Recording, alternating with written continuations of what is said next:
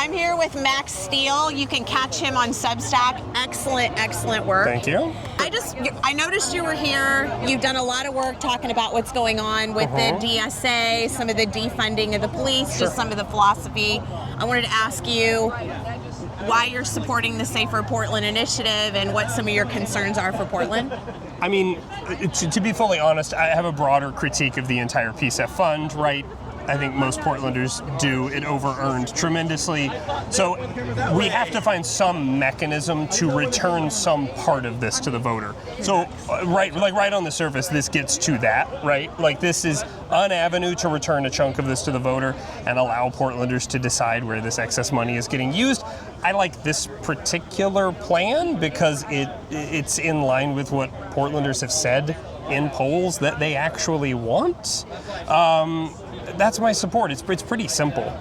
We got to find a way to get PSF in some way back to the voter so they can take another look at it. And this gets brought in 4 or 5 times more than they thought it was going to, and they're not sure what to do with the surplus. Exactly. Yeah. So people can talk all day about whatever percentage of the voters supported it, which is like 65%, but supported what, right? They supported a pitch for a product they didn't get. So this is kind of where we're at. We need to take another look at this.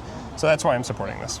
And you live in the Stadium Hood, Northwest Portland sort of area, is that right? I'm in Slabtown. Yeah, and you work in that area as well. So what kind of public safety have you guys had in that area? I mean, the thing with Northwest and Slabtown is we're so dense, it's a little easier for PMO to work with us. It's a little easier for PPB to hit us. Fire is so close. So even though we've had a lot of trouble, everything's so packed in that we're not really seeing those massive call times that you're experiencing out here. But, it's one city, so we are concerned with that.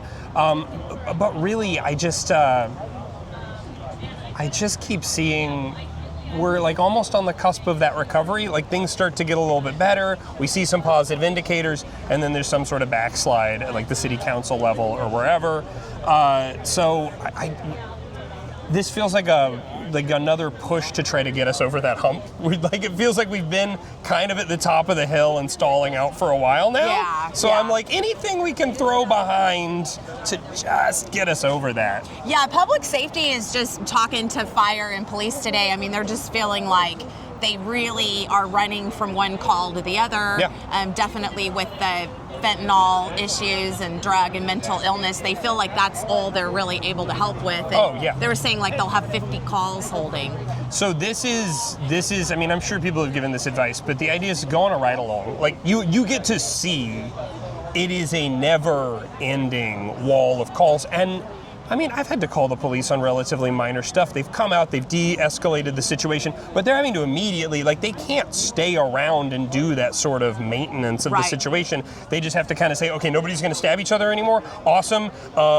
Shake hands, play nice, and run off because there's a robbery happening that's not 2 guys getting into a scuffle in the bodega. Which is fair. They have to prioritize, but yeah. So those are the issues I'm seeing on a daily basis. Is these little situations where you do really want a police officer or a firefighter or whoever just to there's a guy building a fire in the entrance to a building. Yeah, I'd like Portland Fire to swing by. That happens a lot in Northwest Portland. That happens a lot in Northwest Portland. Yeah. So So again, we have the problems. It's just there's a fire engine so close. We're getting quick response times, but more can't hurt. Yeah. Cool. Max, last question since I have you here. Sure. About going into November, what do you want Portlanders to know about? Sum it up for us. You've been writing a lot about the Democratic Socialists of America, so. Half the council is going to raise every tax and fee that they can get their hands on. It's that simple. If you don't care about the anti-Semitism, you don't care about the ugly politics, you don't care about the trips to Vienna, whatever. Half of our council, which is primarily DSA members, are going to raise every tax and every fee that they can get within a mile of. The other half has some level of understanding that that's hurting us. The adults in the room, basically. So we have an opportunity to tilt that 6-6 balance. We could get a 7th adult in the room. We could get an 8th adult in the room. I think that's the biggest thing voters could do, but, you know, barring that, we've got other options on the table as well. Yeah, so we've got 3 and 4 that are up for election on city council. So that's going to be Mitch Green, Angelita Murillo, and Tiffany Koyama Lane. And the great news with the ranked choice system is you don't actually have to do a lot to get them unelected. You just have to not rank them. Like, you just have to not do something. I mean, you have to rank somebody, but last time around, I don't think people knew who they were. I think people saw, oh, it's like a nice progressive person. I'm gonna vote yes. Sounds great. Don't rank them this time.